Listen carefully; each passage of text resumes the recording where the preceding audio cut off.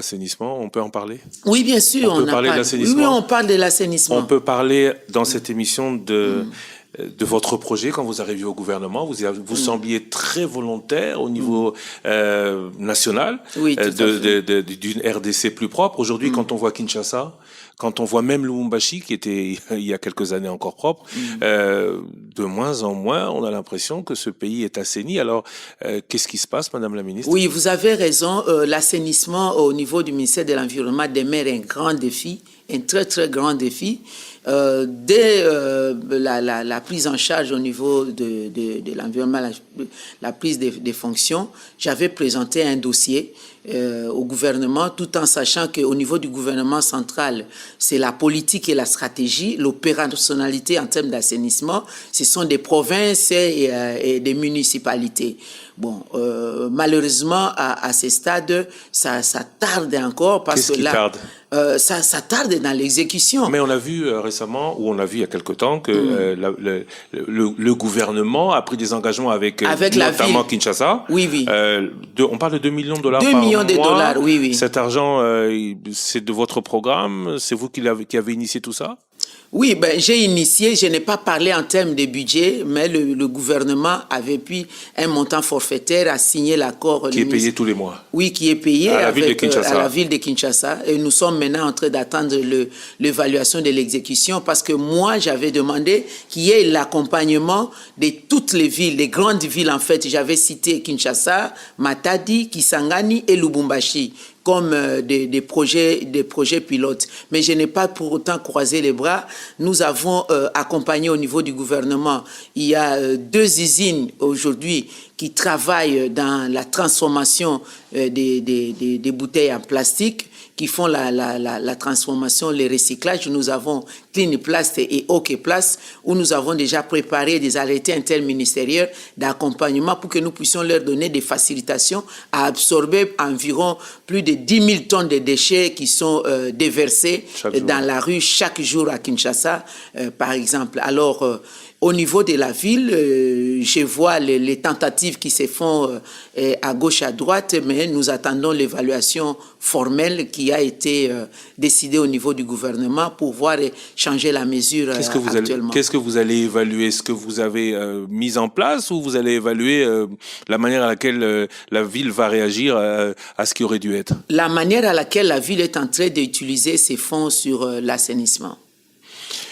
Madame Eve Bazaïba, ministre de l'Environnement, Développement durable, ministre d'État, hier vice-première ministre, aujourd'hui vous avez dû céder le siège au président de votre parti, Jean-Pierre Bemba. Parlons politique. Comment est-ce que vous expliquez le fait que Jean-Pierre Bemba soutienne Félix Tshisekedi? J'aime chez vous avec la société BDN Nettoyage. Pour tous vos travaux de nettoyage, immeubles, appartements, bâtiments, bureaux et autres, un service de qualité par des professionnels avec des matériaux aux normes internationales.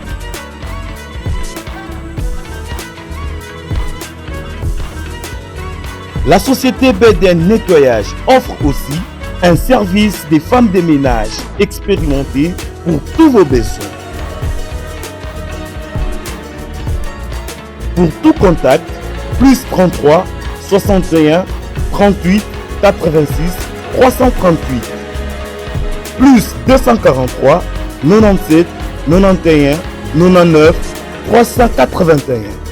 BDN Nettoyage, le meilleur du nettoyage. BDN, c'est la qualité de notre service.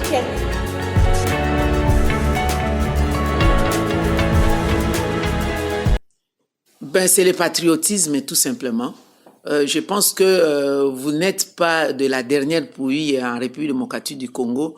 Vous avez beaucoup parlé de M. Jean-Pierre Bemba, vous le connaissez, vous avez vu son approche de gouvernance, comment est-ce qu'il est parvenu à quitter les affaires jusqu'à intégrer les domaines politiques.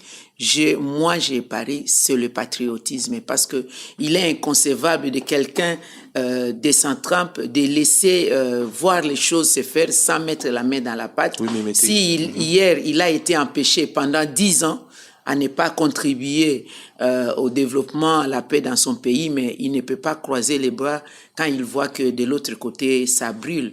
et il a dû soutenir. Oui, mais hier, il ne croisait pas les bras. Il était à la Mouka. Vous étiez à la Mouka. Aujourd'hui, pourquoi avoir quitté la Mouka pour soutenir Tshisekedi, qui était de la Mouka, mais qui a quitté?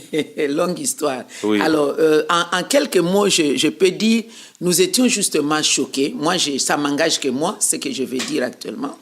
Après les élections, nous étions choqués de ce qui est arrivé, choqués comme la Mouka, parce que on s'est battu. Et on a été convaincus d'avoir obtenu la victoire. Bon, ça s'est décidé autrement. Nous avons vu le président... Ça s'est décidé autrement, oui, les résultats étaient autres. Oui, bon, les résultats étaient autres. Ça dépend du français que vous voulez utiliser. Moi, je ne suis pas... le français n'est pas ma langue maternelle, mais j'ai dit ça s'est décidé autrement. Je m'assume. Alors, le président Tshisekedi a été déclaré gagnant. Il y a un gouvernement qui a été mis en place. Mais qu'est-ce que nous n'avons pas vécu comme cacophonie au niveau entre le PPRD et l'UDPS, disons dans la coalition FCC et CACH. Quelle cacophonie! Et ça nous a choqués. On a vu comme si le pouvoir était en train d'être bradé. Et nous avons pris les choses en main. Quand je dis nous, le président Jean-Pierre Bemba, le président national du MLC, a répondu à l'appel de l'Union sacrée. Vous l'avez vu, il était seul. Il a pris son avion de Guémena où il était en train de s'occuper des matières de succession de la famille. Il est venu rencontrer le président Tshisekedi au même titre que les autres, le président de l'ensemble et le président actuel du Sénat. Ils sont allés, ils se sont entendus et nous devions absolument lever l'option politique. Et l'option politique a été levée. Le MLC... Le MLC a levé l'option ou le président du MLC a levé l'option sans convoquer le congrès du parti? Le MLC a levé l'option. Le MLC. Le MLC a levé l'option parce que quand on ne convoque pas les congrès du parti, il y a le collège des fondateurs qui peut se réunir à lieu et place des congrès des partis. Il y a le bureau politique qui existe. Le MLC a levé l'option et comme le MLC est représenté par son président national, le président national a porté donc la parole du MLC et cette option a été levée, concrétisée au Parlement avec une motion présentée par le MLC au Parlement pour changer la donne politique au Parlement, à l'Assemblée nationale d'abord, c'était une motion du MLC et au Sénat, c'était la motion du MLC, l'histoire laissée et nous avons changé la majorité. La majorité a changé et il y a eu donc ces négociations-là au beau milieu du mandat et nous avons intégré maintenant les pouvoirs au niveau de l'exécutif national pour sauver. Et depuis lors, vous avez vu un calme, nous travaillons avec une autre approche. La grosse question était à ce moment-là, pourquoi avoir plutôt adhéré à l'Union sacrée que faire en sorte que la Mouka ne soit cette force qui porte la politique de la nation? Non, parce qu'il n'y a pas eu consensus au sein du Lamouka. Il n'y a pas eu consensus dans cette approche au sein du Lamouka. Il y a certains leaders de Lamouka qui n'avaient pas voulu suivre cette approche et nous avons pris les risques de sauver la nation à ce niveau-là. Nous savons que les jours passent vite. Voilà, on est 5 ans après, nous allons maintenant aux élections. Alors, comme il n'y avait pas consensus au sein du Lamouka, on ne peut pas être bloqué, c'est restreindre, et nous avons cherché une autre voie, et on a fait consensus au-delà de Lamouka.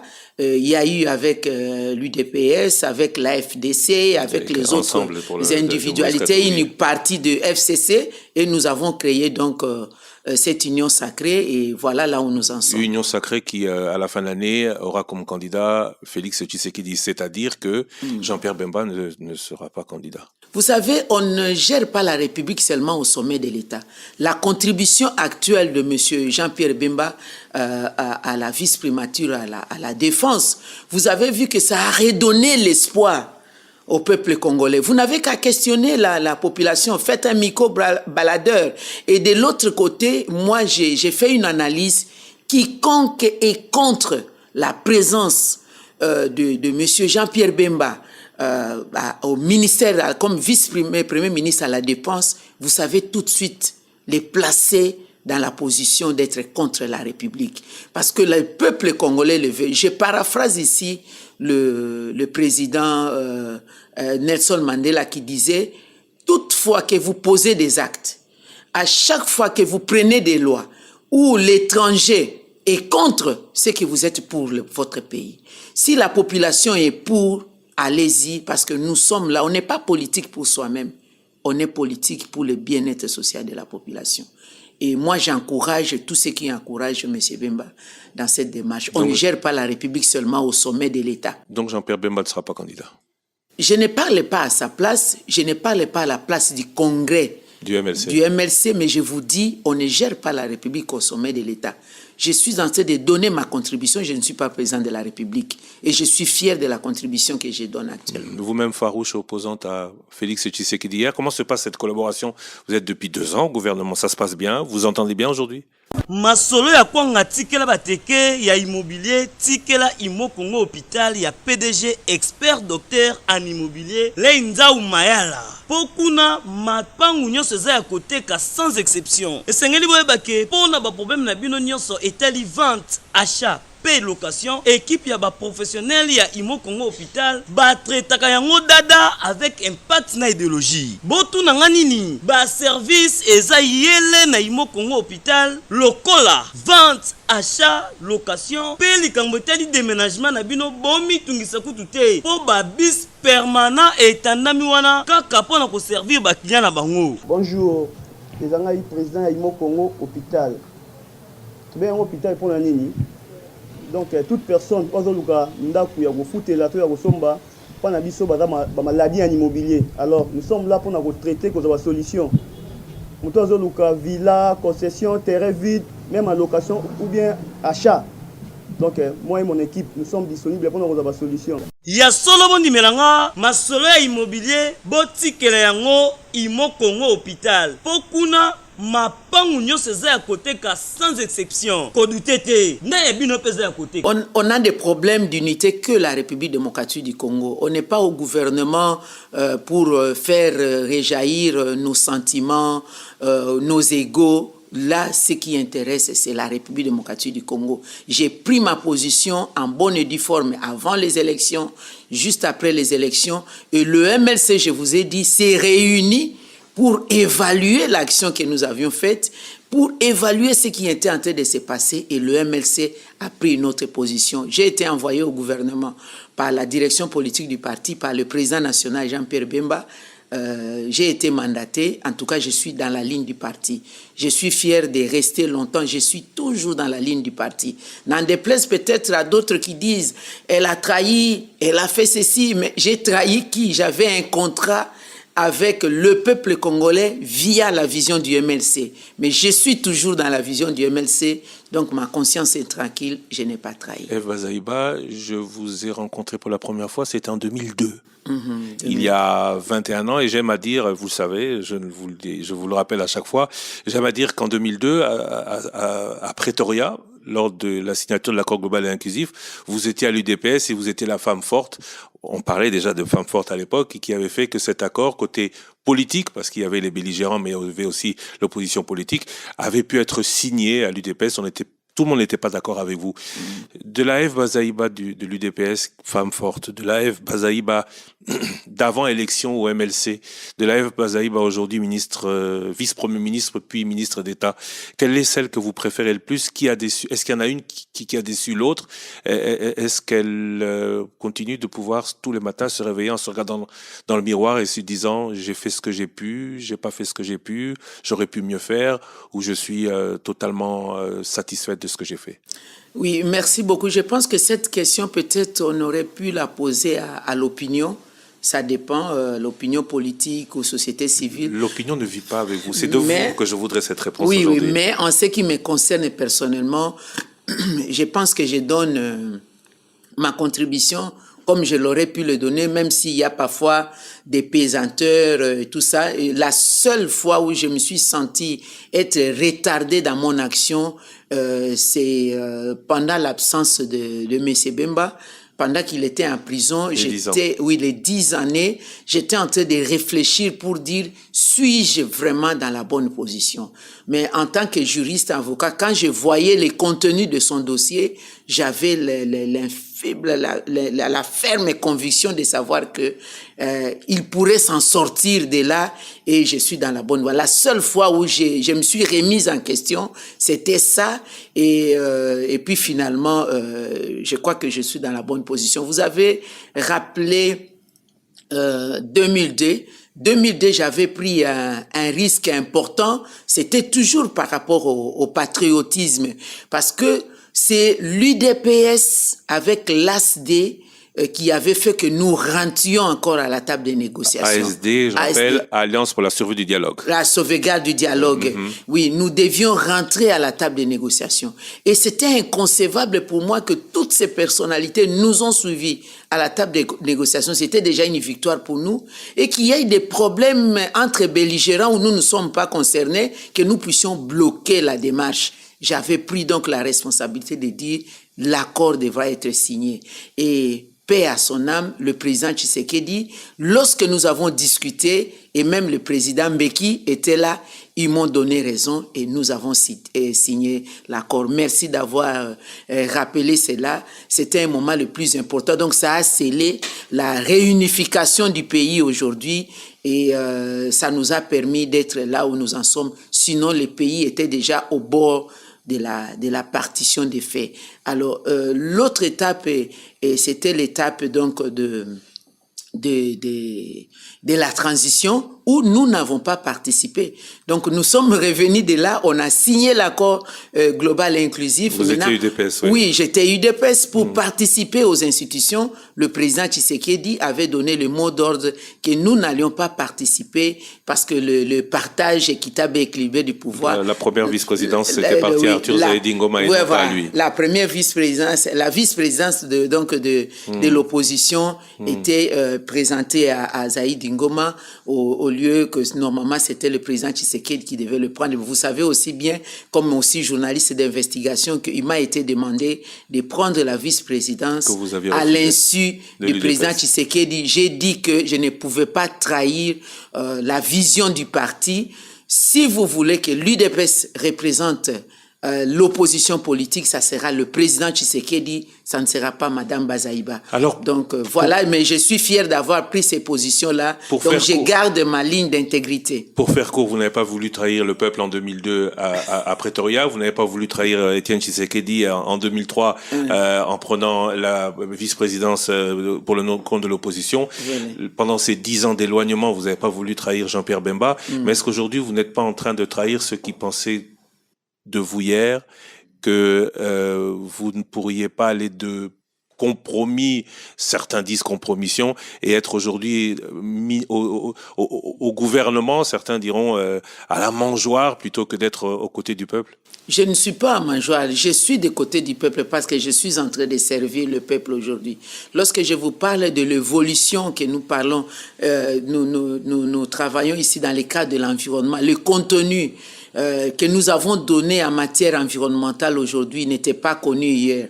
Donc je suis quand même fier de l'apport que j'ai donné. Je suis toujours aux côtés du peuple. Je n'ai pas trahi le peuple. J'utilise les véhicules Mouvement de Libération du Congo et je suis toujours là au deuxième levier du Mouvement de Libération du Congo. Le peuple devait continuer à garder confiance en moi. Je ne suis pas dans le mangeoire. Je suis au service de la nation. Vous êtes aujourd'hui ministre d'État et non plus secrétaire général du MLC. Comment ça se passe dans le parti? Le président est au gouvernement, le secrétaire général est au gouvernement, le secrétaire général adjoint est dans les entreprises.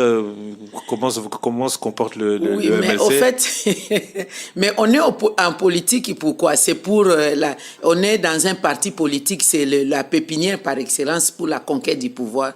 Nous avons conquéri le pouvoir. Le président national est au gouvernement. Moi, je suis au gouvernement. Le MLC est structuré. Mon adjoint direct, c'est Monsieur Babala. Il est dans l'entreprise publique. Il est dans l'entreprise publique, mais formellement par rapport à l'incompatibilité de la loi. Je suis mise en disponibilité. Il assume mon intérim et nous avons déjà signé en son temps préparer les documents de celui qui va, le secrétaire général adjoint qui va signer, avaliser les candidatures de notre parti, d'autant comme le président national aussi, nous sommes dans les mêmes...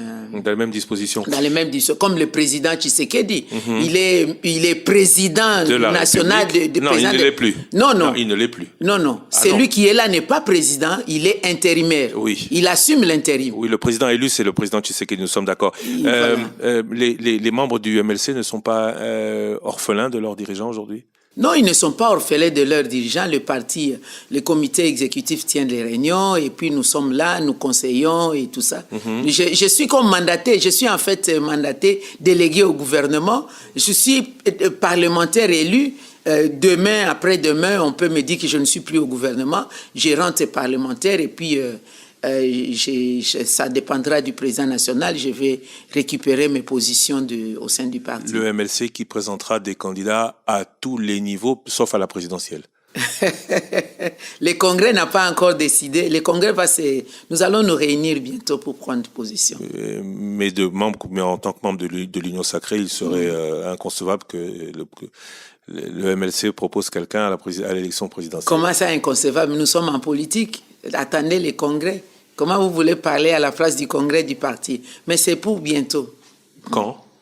Je n'ai pas encore la date précise, mais c'est pour bientôt. Parce que comme vous le savez, pour que les candidatures soient acceptées, la loi demande à ce que tous les partis politiques, de manière tout à fait démocratique, les candidatures soient avalisées par les congrès. Le congrès qui pourrait, cela n'a pas été le cas en 2011 et en 2018, le congrès qui pourrait porter ou appuyer la candidature de quelqu'un qui n'est pas membre du parti. Oui, mais qui peut être membre d'une coalition. Il n'y a aucun problème de ces côtés-là. Madame Eve Bazaïba Massoudi, je rappelle que vous êtes ministre d'État à l'Environnement et au Développement durable. Je vous remercie d'avoir accepté d'être dans cette édition spéciale. Ici, en direct de Paris, vous êtes venu participer avec le Premier ministre Jean-Michel Samalou Condé au sommet sur un nouveau pacte financier mondial. Moi, je voudrais anticiper pour féliciter Top Congo qui nous a accompagnés dans toutes nos activités.